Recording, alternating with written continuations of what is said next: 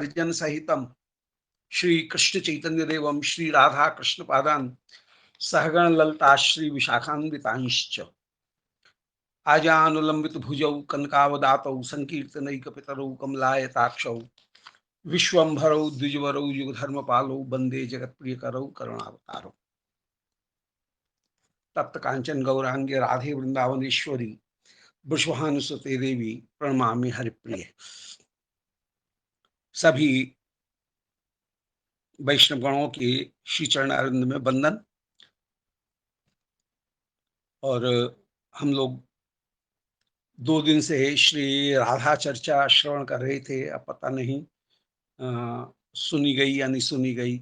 ये जो ऑनलाइन में जो होती है ये सुनने में अनुकूल है या नहीं है पता नहीं है, परंतु ठीक है, हमको तो सेवा करनी है।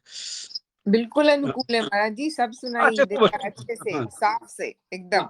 अच्छा तो ठीक है, तो ठीक है। मुझे लगा मैंने नहीं, खूब आनंद आ रहा है। हम सब जो आपसे श्रवण कर रहे हैं, ये हमारा लाइफ लाइन है महाराज जी। बहुत बहुत अच्छे। तब तो मेरा मेरे प्रयास की सार्थकता है। और वैष्णवगण इसे स्वीकार कर रहे हैं, वैष्णवों की सेवा बन रही है, तो ये तो बहुत अच्छी बात, सुंदर बात हो गई। हम लोग शायद 31 में है। कौन से मैं भूल रहा हूँ। 34 महाराज जी, 34। आज 34 करेंगे। हाँ 34। हाँ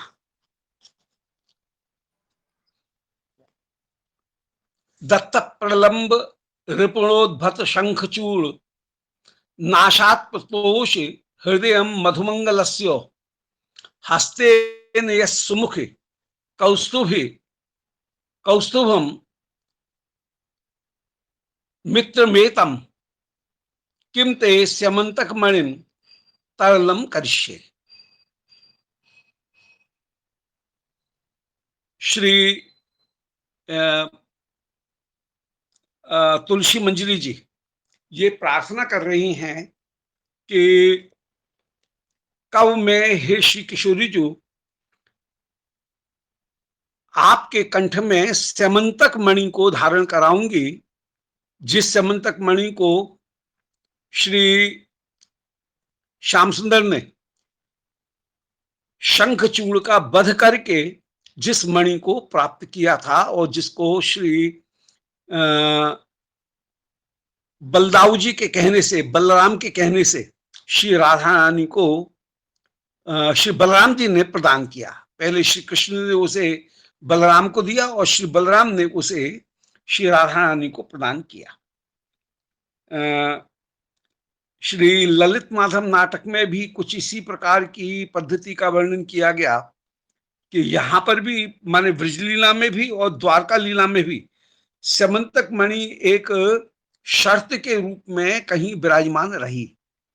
माने जिस समय श्री राधा रानी ने माथुर वियोग में यमुना जी में वे गई, यमुना जी के किनारे, वहीं मूर्छित होकर के गिर गई और उनके साथ में श्री विशाखा भी मूर्छित होकर गिर गई। तब श्री समुद्र श्री सूर्यपुत्री यमुना ने विशाखा और श्री राधिका इन दोनों को सूर्य भगवान के पास में सूर्य मंडल में भिजवा दिया। इधर श्री सूर्य भगवान ने उस मणि को, श्री राधिका ने जो मणि सूर्य भगवान को समर्पित की थी, उस मणि को श्री सूर्य भगवान ने सत्राजित को एक बार प्रदान किया। सत्राजित ने सूर्य से कहा, तुम कहते तो हो कि मैं तुम्हारा सखा हूं, परंतु सखा का तेज और वैभव तो एक सा होना चाहिए, इसलिए लोग मुझे देखते ही पहचान जाएं कि तुम मेरे सखा हो, ऐसा कोई मुझे चिन्ह दो। तो उस समय सूर्य भगवान ने स्यमंतक मणि सत्राजित को प्रदान की, परंतु सूर्य का इतना तेज था, उस मणि का इतना तेज था कि उस मणि के तेज को सत्राजित भी सहन नहीं कर सका रहा था, तो श्री सूर्य भगवान ने उस मणि के तेज को कुछ कम करके दिया, परंतु फिर भी तेज इतना था कि सत्राजित जब मणि को पहन करके द्वारकाधीश की सभा में गया तो सब लोग आश्चर्यचकित हो गए। वो कह रहे हैं कि सूर्य तुम्हारा दर्शन करने के लिए आए हैं। तब कृष्ण ने कहा सूर्य नहीं है, ये सत्राजित है। और श्री कृष्ण ने मणिहरण के प्रसंग में श्री ललिता रूप जाम्बवती उनको भी प्राप्त किया, और जाम्बवती को प्राप्त करके श्री सत्राजित को जब मणि लौटा करके दी तो सत्राजित एकदम लजा गया था।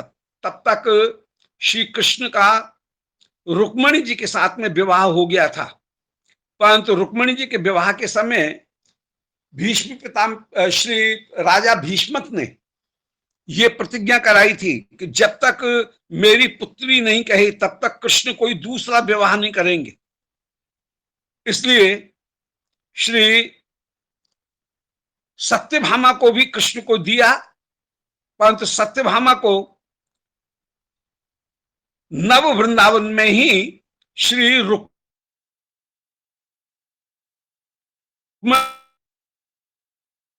जी ने रखा कि इतनी सुंदरी कन्या का यदि दर्शन करेंगे तो श्री कृष्ण कहीं मोहित नहीं हो जाए, इसलिए कृष्ण की निगाह से बचाने के लिए नव वृंदावन में श्री राधिका को रखा गया। ललित माधव नाटक में ऐसा वर्णन किया गया है। परंतु एक दिन श्री कृष्ण नव वृंदावन में पहुंच गए और नव वृंदावन में उन्होंने श्री राधिका का दर्शन किया और दोनों में परस्पर प्रीति भी हो गई। परंतु श्री चंद्रावली जी अर्थात श्री रुक्मणी जी उनके भय के कारण श्री कृष्ण अभी श्री सत्यभामा को स्वीकार नहीं कर पा रहे हैं, और सत्यभामा जब दुखी हो रही हैं श्री रुक्मणी जी, वे श्री कृष्ण को सत्यभामा से बचाना चाहती हैं, इसलिए टोक रही हैं। उस समय श्री सत्यभामा रूप श्री राधिका एकदम व्याकुल हो गई, और व्याकुल होकर के नव वृंदावन में ही वे कहीं जो काली हृदय था, नव वृंदावन में ही जो सर्पागार था, उस सर्पागार में जैसे ही वे जाती हैं कि मेरे इस जीवन का क्या लाभ, कृष्ण की प्राप्ति नहीं मुझे नहीं हो रही है, ऐसा विचार करके वे सर्प आगार में जब जा रही हैं, उसी समय श्री कृष्ण को पता लगता है, और कृष्ण श्री सत्यभामा की रक्षा करने के लिए आप जाते हैं और वो मणि जो है जिसको कि प्रदान किया था श्री कृष्ण को, वो समंतक मणि श्री राधिका की भुजा में आप रक्षार्थ बांध देते हैं कि यहां कोई सर्प श्री राधिका को कष्ट न दे, कहीं आपत्ति नहीं पहुंचाए। और इस प्रकार वो शर्त पूरी हो जाती है कि श्री राधिका को जब तक श्री कृष्ण तब तक स्वीकार नहीं करें जब तक कि श्री रुक्मणी जी उनको अनुमति प्रदान नहीं कर देंगे। और श्री राधिका की एक इच्छा है, सूर्य भगवान की भी इच्छा है कि ये मणि श्री राधिका के भुजा में बांधी जाए, तभी श्री कृष्ण इनको स्वीकार करें। तो श्री कृष्ण ने श्री राधिका की भुजा में उस समय मणि बांधी, और वो मणि बांधने पर और रुक्मणी जी के द्वारा अनुमति प्रदान करने पर सत्यभामा रूपी श्री राधिका के साथ में उनका द्वारका में विवाह हुआ। तो ये तो एक अलग प्रसंग था, प्रसंगानुसार ये बात को कहीं संकेत कर दिया। ललित माधव में उस नाटक का इस प्रसंग का बड़ा सुंदर वर्णन किया। और ये समंतक मणि वहां पर श्री राधिका की भुजा में बांधी जाएगी, तब श्री राधिका की प्राप्ति होगी, ऐसा कहीं शर्त के रूप में स्थापन किया गया। अस्तु यहां पर ब्रजलीला के प्रसंग में दत्त प्रलंब रिपुणा उद्भट शंखचूड़ नाशात प्रतोष हृदय मधुमंगलस्य हस्ते ने सुमुख कौस्तुभ मित्र मेतम किम ते समंतक मणिम तरलम करष्ये। दत्त प्रम्भ लुपना। हे श्री राधिके, कब वो अवसर होगा कि आपको जो समंतक मणि प्राप्त हुई, उस समंतक मणि को मैं आपके कंठ में धारण कराऊंगी। होरी लीला में श्री बलदेव की यूथ की जितनी भी प्रियागण हैं, जिनका बलदेव के साथ में भी अभी मिलन नहीं हुआ है, और बलदेव में पूर्व रखने वाली जो गोपीगण हैं वे भी, और श्री कृष्ण की जो प्रियागण हैं ब्रज की गोपिकागण, वे सब एक साथ मिल करके होरी लीला में गायन कर रही हैं। होरी लीला की एक विशेषता है कि इसमें गुरु लघु का विचार नहीं, और प्रायः सभी स्त्री पुरुष इकट्ठे होकर के लीला का गायन करते हैं। तो सारे किशोर जन एकत्रित हुए हैं, किशोरी जन एकत्रित हुई हैं, और किशोर किशोरी जन एकत्रित होकर के होरी लीला में अपूर्व रूप से गायन कर रहे हैं। श्री बलदेव के गायन को श्रवण करके बलदेव के पक्ष की पूर्व रागवती जितनी भी गोपिकागण हैं वे बलदेव के प्रति आकर्षित हो रही हैं, और श्री कृष्ण के गायन को सुनकर के कृष्ण के पक्ष की जितनी भी कृष्ण की प्रियागण हैं वे भी आकर्षित हो रही हैं। श्री कृष्ण प्रियागण जब कृष्ण के गायन को सुनकर के मूर्छित होने लगी, विमोहित होने लगी, उसी समय प्रलंब नाम करके जिस असुर का वध किया था श्री बलदाऊ जी ने, इधर शंखचूड़ नाम, इसलिए बलदाऊ जी का एक नाम है प्रलंब रिपुणा, प्रलंबासुर का उन्होंने वध किया था। श्री कृष्ण के पास, गोपियों के पास में उस समय शंखा चूड़ नाम करके जो दैत्य है वो चला आया है। कुबेर का ये अनुचर है, और कुबेर का अनुचर होकर के शंखचूड़ गोपियों को जबरदस्ती लठिया से हाँक करके ले चला, और ले जाकर के जब हरण करने लगा, श्री बलदेव भी वहां पर विराजमान है, परंतु श्री कृष्ण ने उस समय कहा, दादा आप गोपियों की रक्षा करने के लिए यहां पर रुको। तो अपने पक्ष की और श्री कृष्ण के पक्ष की भी गोपियों की रक्षा करने के लिए, शेष गोपियों की रक्षा करने के लिए श्री बलदेव तो गोपियों के पास में रुके, और श्री कृष्ण शंखचूड़ के पास में जो गए, शंखचूड़ ने गोपियों को घेर करके एक गुफा के भीतर बंद करना चाहा। श्री कृष्ण ने इसको पकड़ लिया है, इसके माथे पर बड़ी सुंदर मणि चमचमा रही है, समंतक मणि। श्री कृष्ण ने मन में विचार किया कि जीवित अवस्था में ही इसके माथे से मणि छीन लूं। यद्यपि मणि तो चिन्मय वस्तु होती है, चित्ररूप वस्तु होती है, इसलिए उसको तो कहीं ग्रहण किया जाता है, वो छूती तो है नहीं, परंतु फिर भी श्री कृष्ण विचार कर रहे हैं कि शव के माथे से उतारी गई मणि फिर प्रिया को समर्पित करूंगा, थोड़ा मन नहीं भर रहा है, इसलिए जीवित अवस्था में ही इसके माथे की मणि को मैं छीन लूं। ऐसा कहकर के कृष्ण शंखचूड़ के पास में गए, और उन्होंने जो शंखचूड़ से युद्ध करना प्रारंभ किया, शंखचूड़ मुक्का बांधते हुए कृष्ण के ऊपर रूरा है, उसके पहले ही श्री कृष्ण ने एक मुक्का इसके सिर के ऊपर मारा, और मणि को भी उसी प्रहार के साथ में छीन लिया है। एक ही मुक्के में दोनों काम हो गए, शंखचूड़ भी मर गया और मणि भी श्री कृष्ण के हाथ में आ गई। और आप मणि लेकर के जिस समय श्री गोपियों के पास में आए, श्री विश्वानंदिनी रासेश्वरी स्वामिनी जी को, श्री राधिका को, प्रिया को वो मणि प्रदान करना चाह रहे हैं, हमारी स्वामिनी को प्रदान करना चाह रहे हैं, परंतु श्री बलदाऊ जी खड़े हैं, इसलिए श्री कृष्ण सकुचा गए और आपने उस मणि को श्री बलदेव को प्रदान कर दिया। बलदाऊ जी कृष्ण के हृदय की भाव को जानते हैं, बलदेव में दास्य भाव भी है, बलदेव में सख्य भाव भी है, और बलदेव में वात्सल्य भाव भी है। तो दास सख्य वात्सल्य तीनों भावों के आश्रय होने के कारण श्री बलदेव को आपने उस मणि को अर्पित कर दिया।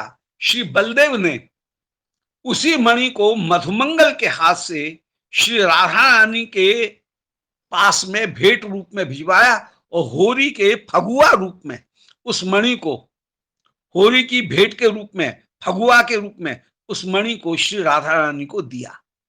उसी लीला का स्मरण कर रहे हैं कि दत्ता प्रलंब रूपणा, प्रलंबासुर को जिन्होंने मारा था,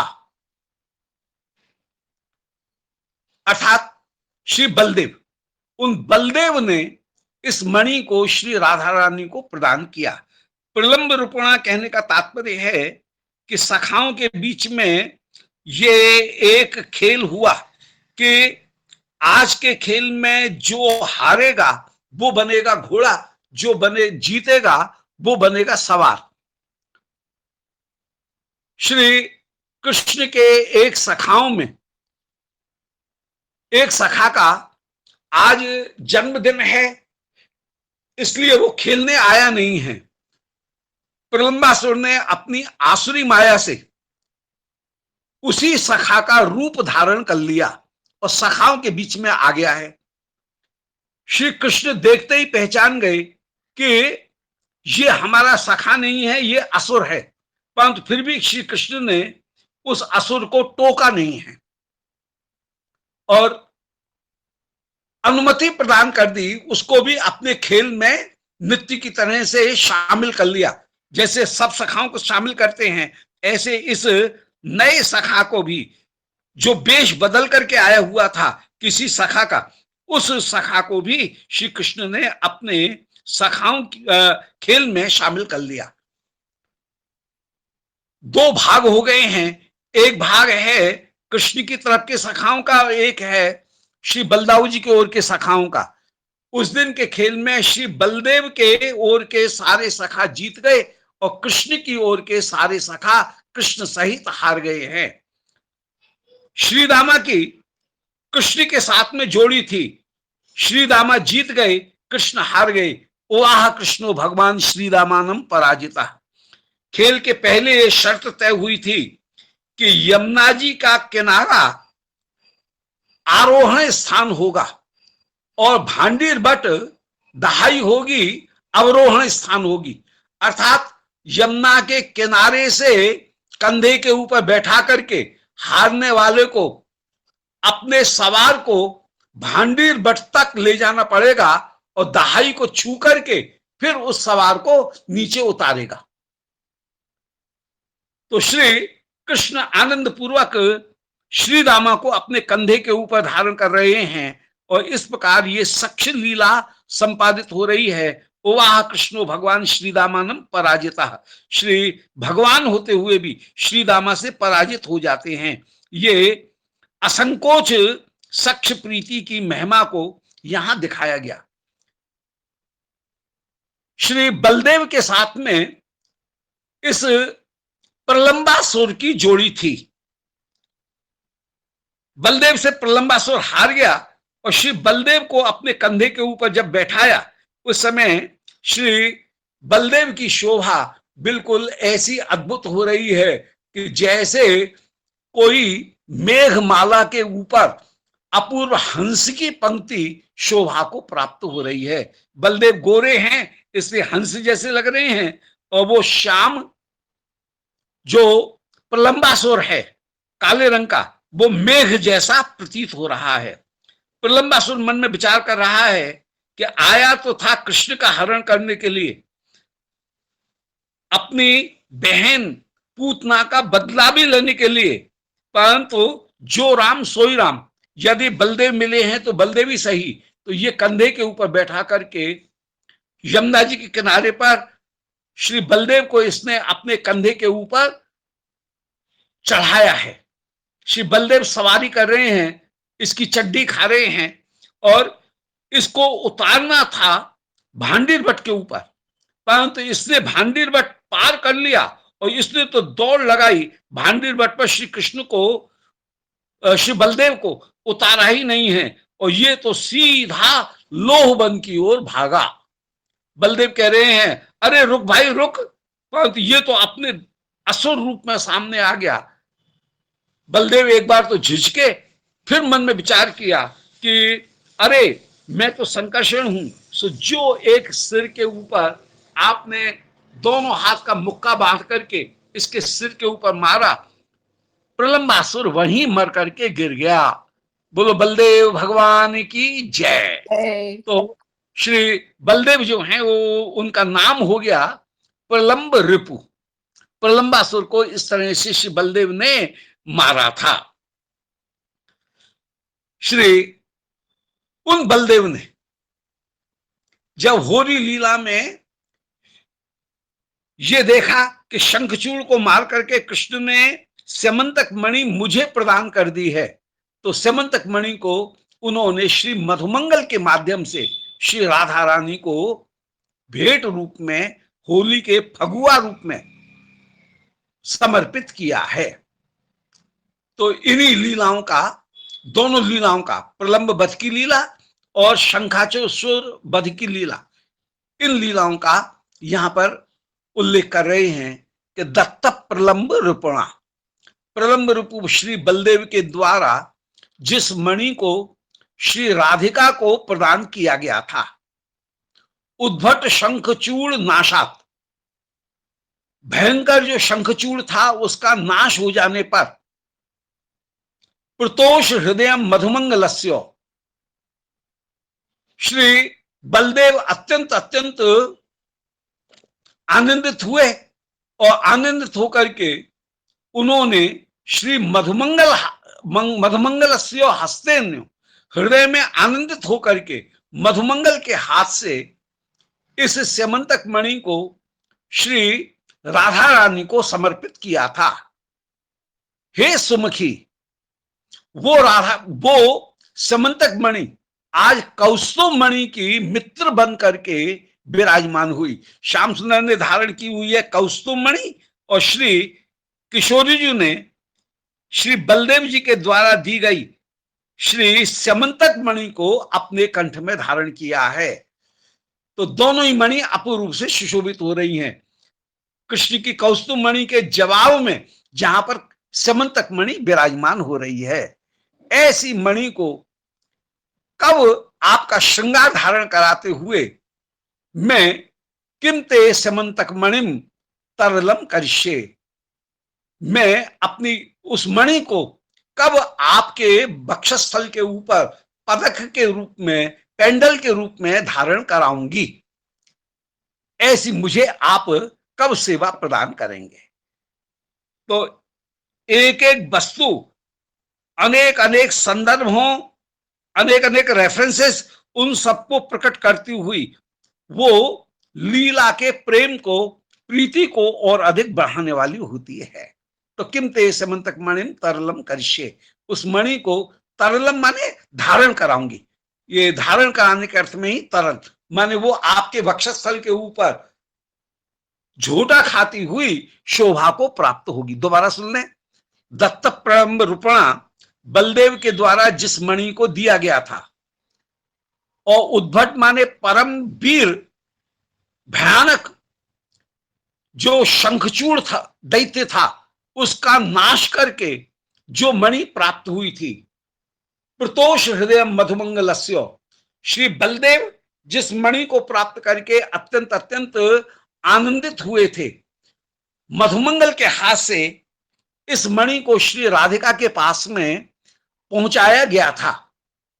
हे सुमुखी, सुंदर मुखवाली, हे श्री राधिके, कौस्तुभ मित्र मेतम, ये मणि कौस्तुभ की मित्र है। इस मणि को मैं कब स्यमंतक मणि को तरलम करिष्ये, आपके वक्षस्थल में धारण करा करके कब उसे नाचती हुई देखूंगी।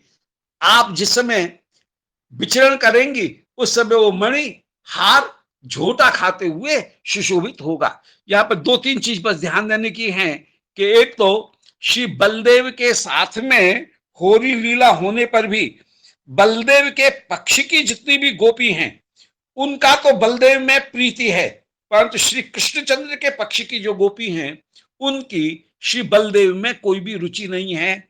ये भी बलदेव के पक्ष की पूर्व रागवती गोपी हैं।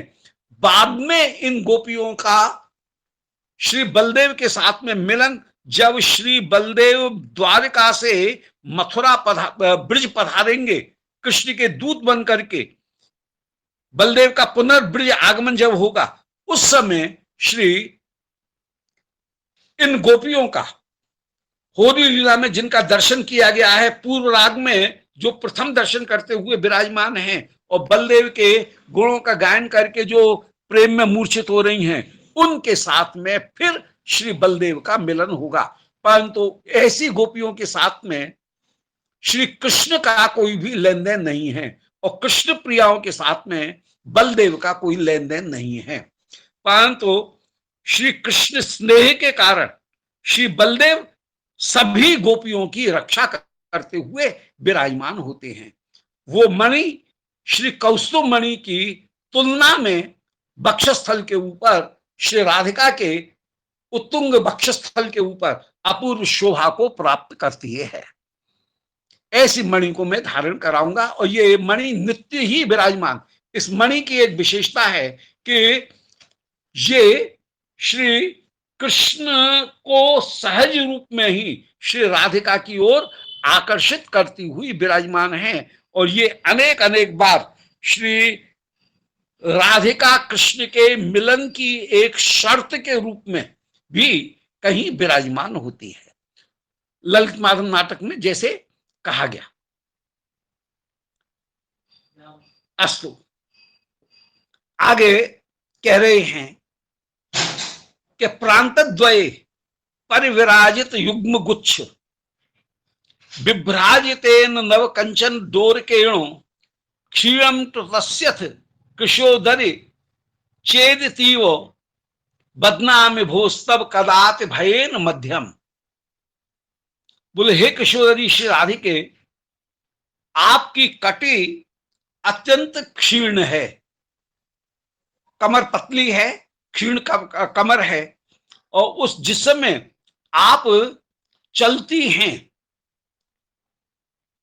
होली लीला में रास में नृत्य करती हैं, उस समय डर लगता है कि कहीं ये कमर टूट न जाए, इसलिए मैं आपकी कमर को अच्छी तरह से जो किंकड़ी है उस किंकड़ी नामक आभूषण से, कमरबंद नामक आभूषण से कब मैं बांध करके विराजमान करूंगी। अब श्रृंगार धारण कराने में कटी में कमरबंद इनको धारण कराऊंगी। अब वो कमरबंद कितना सुंदर है, कमर की कोधनी किंकड़ी कितनी सुंदर है, उसका वर्णन कर रहे हैं कि प्रांतद्वयेन परिविराजित गुच्छ युग्म, जिसके दोनों प्रांतों में, दोनों छोरों पर परिविराजित गुच्छ युग्म, दो सुंदर गुच्छे लटक रहे हैं, रेशम के दो गुच्छे जिसमें लटक रहे हैं। और विभ्राजितेन नव कांचन डोरकेनो, और जिसमें नए स्वर्ण के डोरे, वो उनसे जो कोधनी अपूर्व रूप से गुथी हुई है, सोने की सुंदर डोरी से जो गुथी हुई है कोधनी, और जिसके छोर पर दो गुच्छ लटक रहे हैं। विभ्राजित माने सुशोभित हैं। नव कांचन डोरकेनो, नए कांचन स्वर्ण के डोरी से, स्वर्ण सुनहरी धागे से जो बधी हुई है, गुथी हुई है। क्षीणम टुटत्यथ कृशोदरे चेद अतीबो, यदि कहीं मैंने इस कमर में कोधनी धारण नहीं कराई तो ये क्षीण कटी कहीं क्षीणम टुटती अथो, टूट ही नहीं जाए। इसलिए हे कृशोदरी, हे क्षीण कटी वाली, हे श्री राधिके, चेत अतीवो, यदि बांधूंगी नहीं तो कहीं ये लचक नहीं खा जाए, टूट नहीं जाए। इसलिए बदनामी मैं इनको बांध दूंगी। आइए मैं आपकी कमर में ये कोंधनी धारण करा दूं, ये नीवी धारण करा दूं। भोस्तव कदाति भयेन मध्यम, अति भयभीत होकर के मैं तुम्हारी मध्यम माने कटी को, मध्य माने कटी, कमर, उस कमर को कब बांध दूंगी। यहां पर बड़ी सुंदर उत्प्रेक्षा अलंकार का प्रयोग किया, ने हेतु अलंकार का प्रयोग किया है कि यदि बांधी नहीं तो ये कमर टूट सकती है, इस हेतु से मैं तुम्हारी कमर को बांध दूं। आगे श्रृंगार धारण कराते हुए ही वर्णन कर रही हैं कि कनक गुणित मुच्चई मौक्तिकम मत कराते, तिल कुसुम विजेत्री नासिका सा सुवृत्तम, मधुमथन महालिक्षोभकम हेम गौरी प्रकट तत् मरंदम प्राण मादास्य ते किम।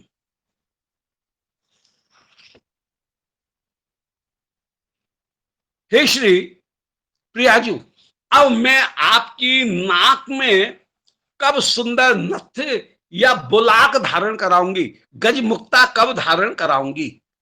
श्री प्रिया के हृदय में श्याम सुंदर के अधरामृत पान करने की जो अभिलाषा है, वह अभिलाषा ही संधिनी शक्ति से युक्त होकर के मूर्तिमान बन जाती है।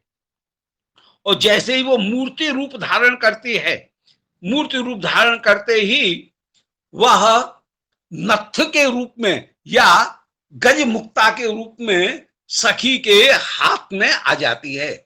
और उस गज मुक्ता को श्री प्रिया की नासिका में सखीगण धारण कराती हैं। श्री प्रिया जैसे महाभाव स्वरूपा हैं, इसी प्रकार जितने भी आभूषण वे भी भाव रूप होकर के ही विराजमान, जैसे संधिनी शक्ति से युक्त होकर के महाभाव ही जो एब्स्ट्रैक्ट था वही कॉन्क्रीट बन जाता है, वही स्थिर स्थूल रूप धारण करके दृश्य बन करके विराजमान हो जाता है। जो अनुभूति का विषय है वो ही दर्शन का विषय बनकर के विराजमान हो जाता है, स्पर्श का विषय बनकर के विराजमान हो जाता है। इसी प्रकार दर्शन और स्पर्श का विषय बनाते हुए श्री कृष्ण गुणगान श्रवण करने की अभिलाषा ही नहीं, कृष्ण अधरपान श्रवण करने की जो अभिलाषा है वो अभिलाषा ही गज मुक्ता बन जाती है।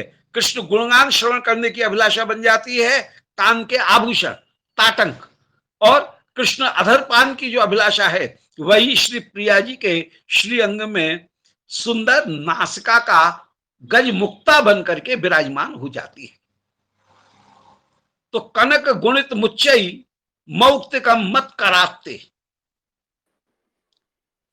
हे श्री राधिके कनक गुणितम, सोने के डोरा में फबी हुई, नीचे सोने के डोरा को, सोने का जो तार है उसको कहीं तपा करके उसकी घुंडी बनाई गई, उस घुंडी में परम सुंदर एक गज मोती उसको पोया गया और उसको ही फांद करके उस मोती में कनक गुणित मुच्चई मौक्तिकम, वो मौक्तिक तैयार हुआ, उसको मत कराते।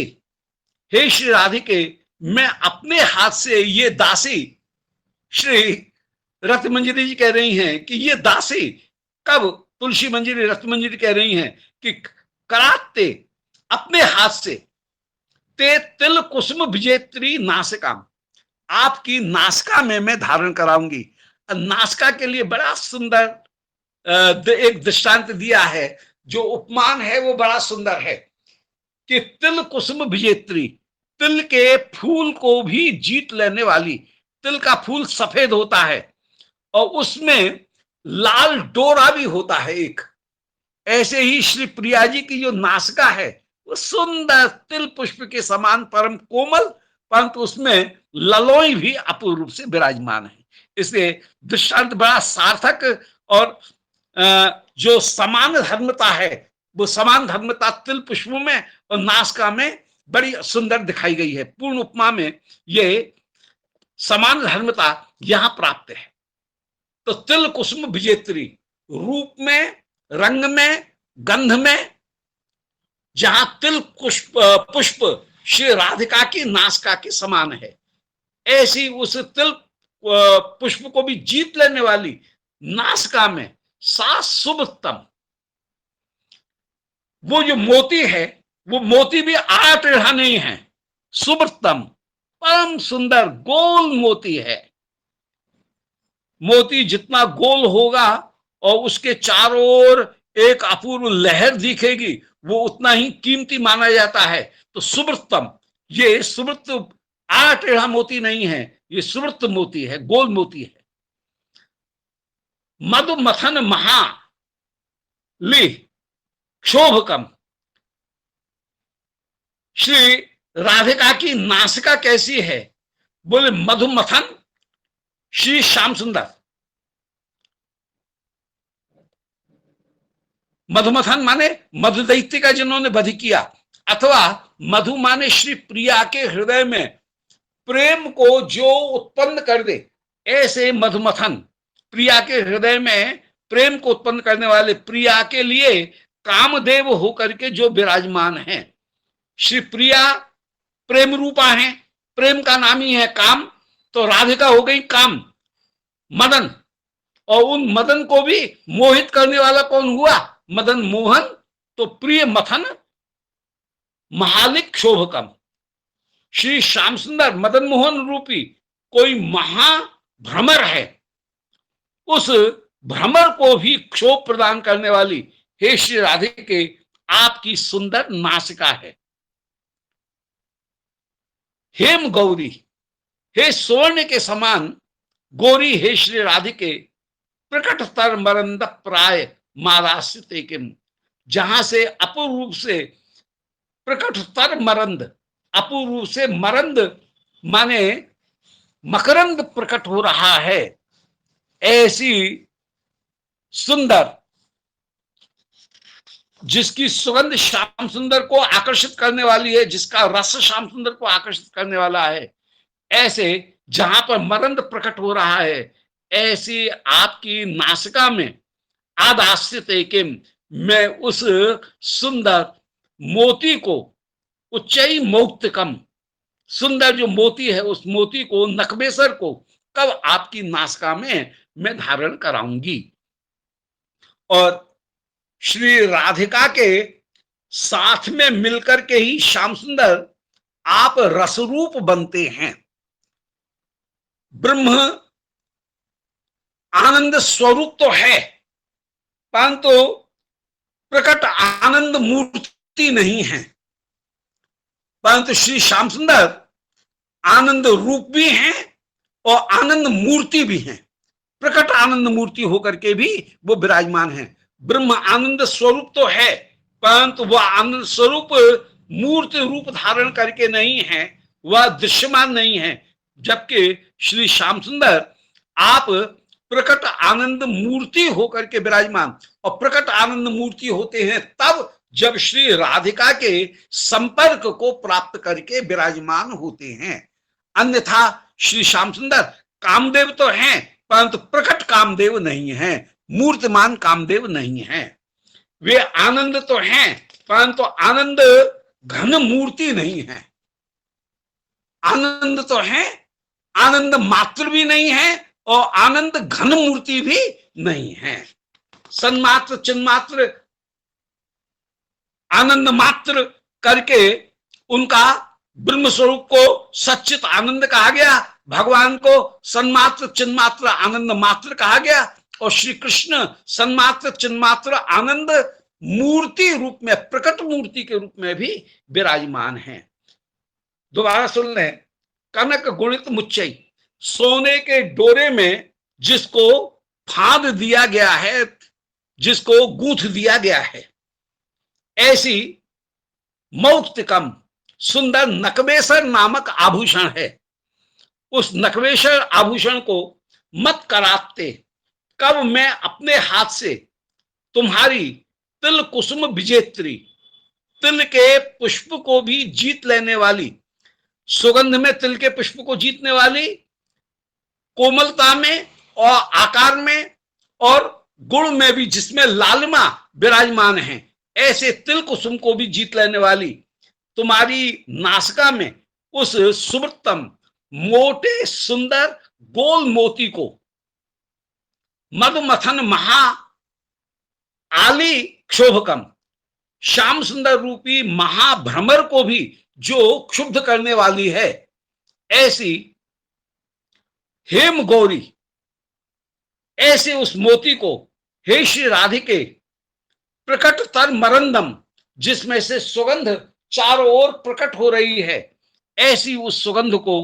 प्रायम आदास्यते किम, क्या मैं प्रायः माने नित्य ही आपकी नासिका में धारण कराऊंगी, ऐसा मेरा सौभाग्य कब होगा।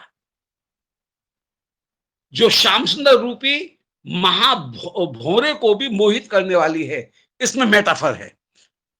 मधुमदन महालिक महाली, श्याम सुंदर रूपी भोरा, उसको भी क्षोभ करने वाली है, ऐसी प्रकट तर मरंदम, जिसमें से सुंदर रस प्रकट हो रहा है, मरंद गंध जहां प्रकट हो रही है, ऐसी नासिका में कब मैं मोती को प्रकट कराऊंगी, धारण कराऊंगी।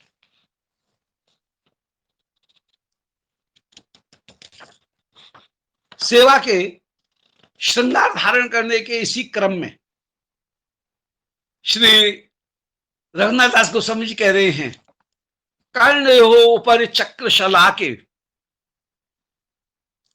चंचलाक्ष निहिते मय काते, क्षोभकम निखिल गोप बधू नाम, चक्रवत भ्रमयताम मुरशत्रु। वो चक्रोपरि चक्र शलाके, कर्णोपरि, कान में सुंदर कुंडल धारण कराई गई हैं, और उन कानों के ऊपर गोल जो शलाका हैं, वो गोल शलाका मैं तब धारण कराऊंगी, क्योंकि कर्णपाली है परम कोमल, और उसमें यदि भारी कुंडल धारण किए जाएंगे तो कहीं श्री प्रिया जी को श्रम नहीं हो, पीड़ा नहीं हो।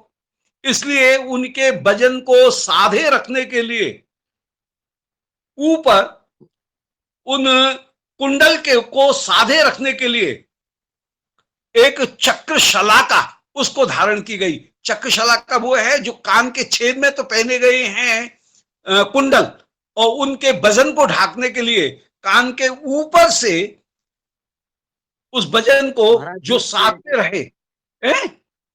महाराज एक हाँ, रह गया श्लोक में, अंग देन तब वाम दो स्थले।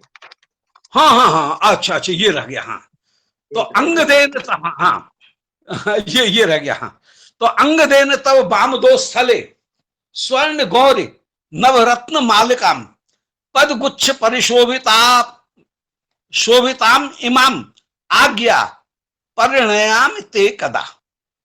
अब अंग देनो, कब मैं बाजूबंद आपको धारण कराऊंगी। अंगद कहते हैं बाजूबंद को।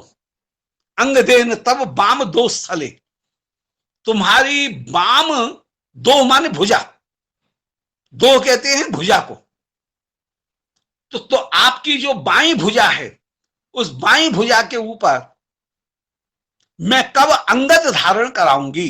अंगद माने बाजू में पहनने वाला आभूषण है। हे स्वर्ण गौरी नवरत्न मल्लिकाम, आप नवरत्न की मल्लिका के समान विराजमान हैं। नवरत्न मल्लिकाम, जो मालिकाम, जिसमें नए रत्नों की माला लगी हुई है। और पद माने अंगद जो है, वो अंगद कैसा है, जिसमें नए रत्नों की सुंदर जो लटकन हैं, वो लटकन लगे हुए हैं।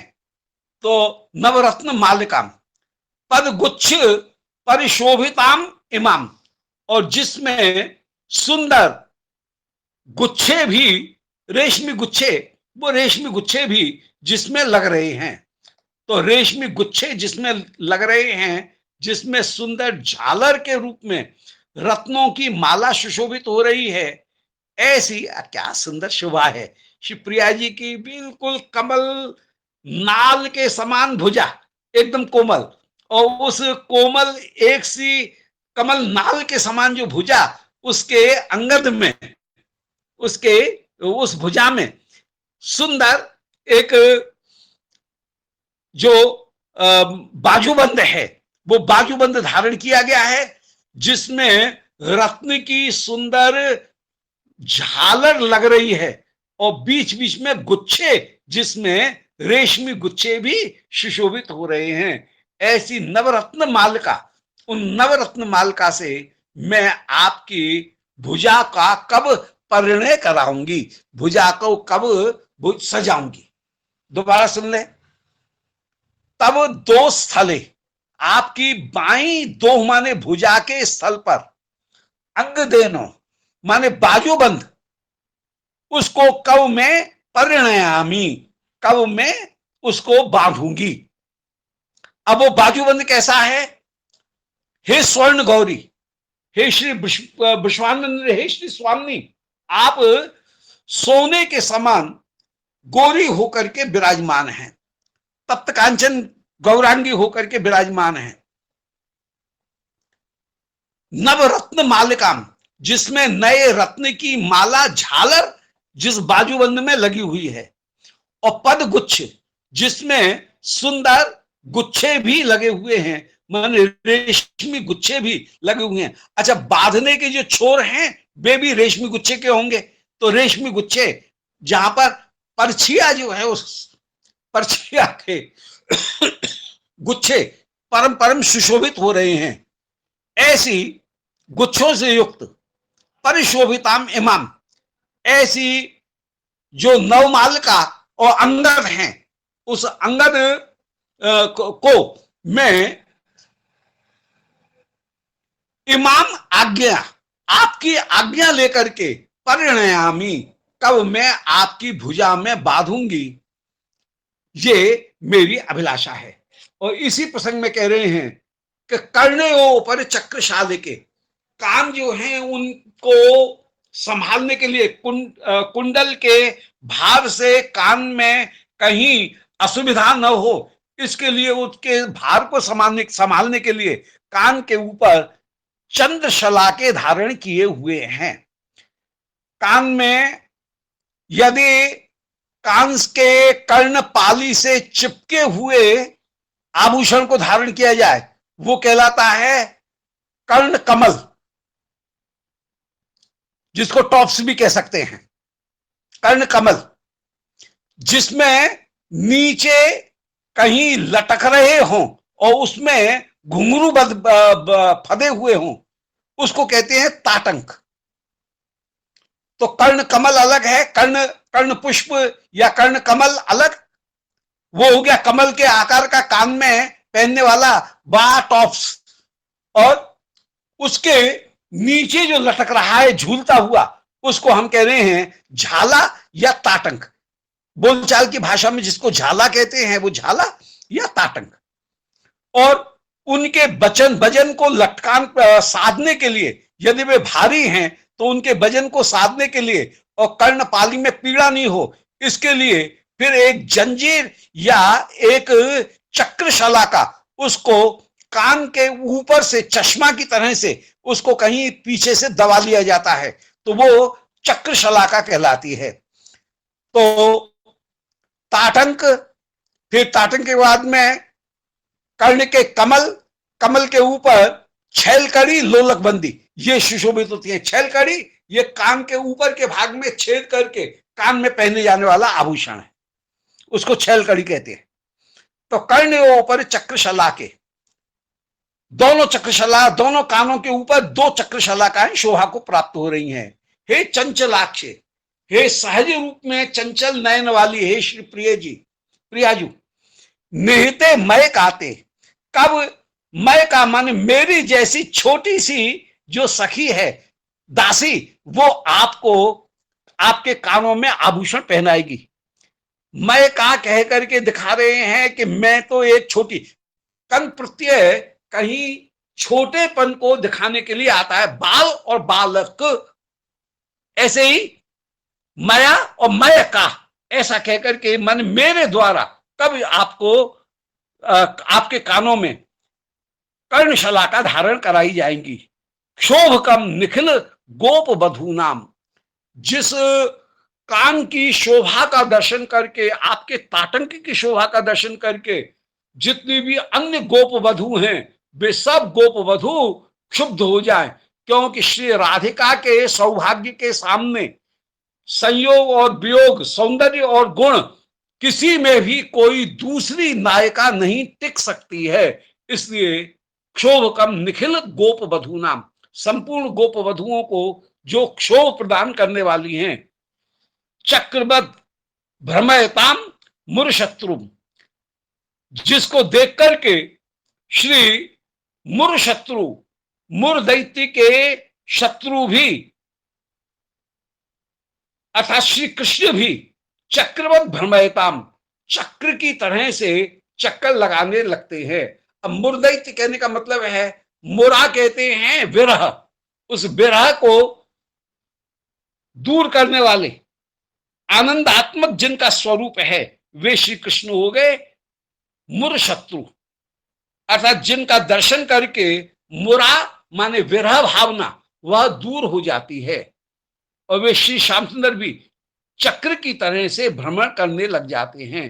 कब मैं उन श्री राधिका का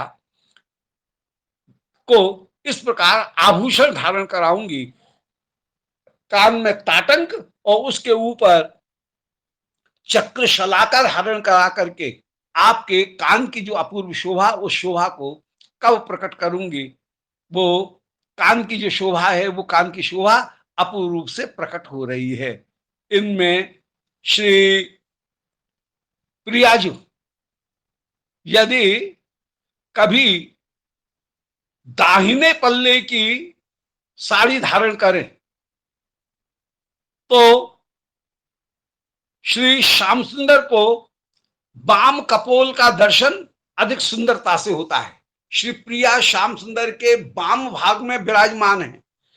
दाहिनी पल्ले की पल्लू की साड़ी धारण करने पर श्री श्याम सुंदर को प्रिया के वाम कपोल का दर्शन, इसलिए प्रायः पुराने जितने भी चित्र हैं उनमें श्री प्रिया को कहीं दाहिने पल्लू की जो साड़ी है उसको धारण कराते हुए दिखाया। वो रस में दोनों ही, कभी बाएं पल्लू की कभी दाहिना पल्लू।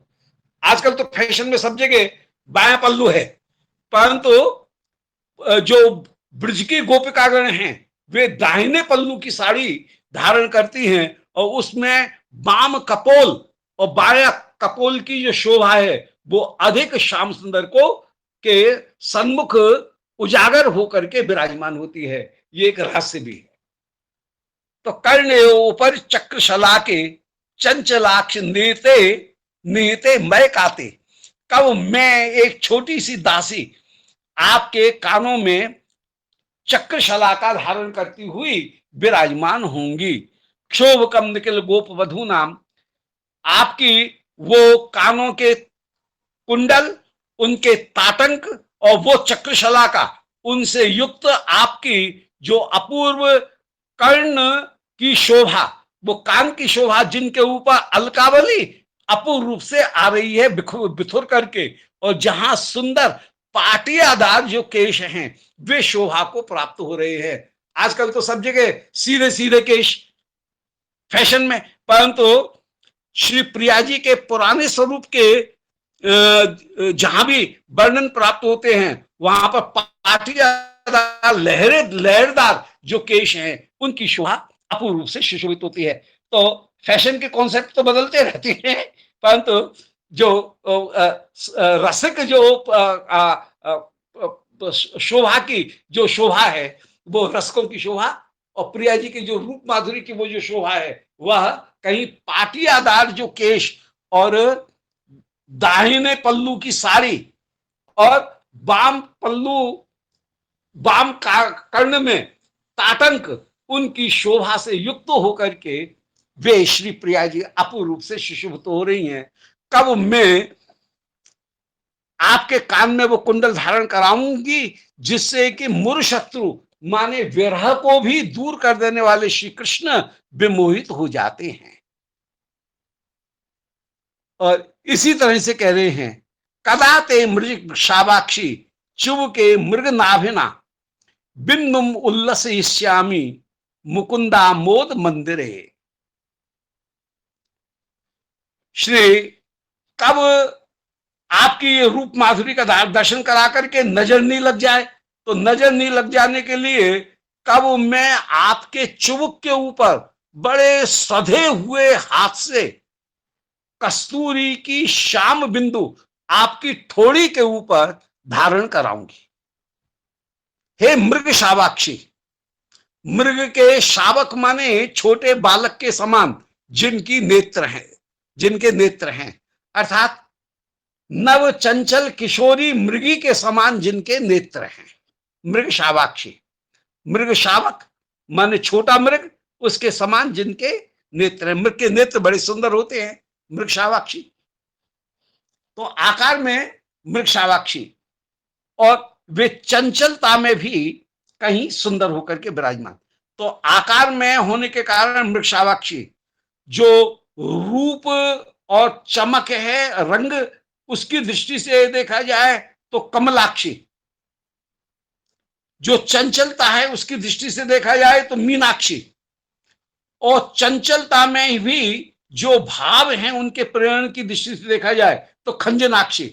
तो खंजनाक्षी, मीनाक्षी, कमलाक्षी और मृगाक्षी, ये चार प्रसिद्ध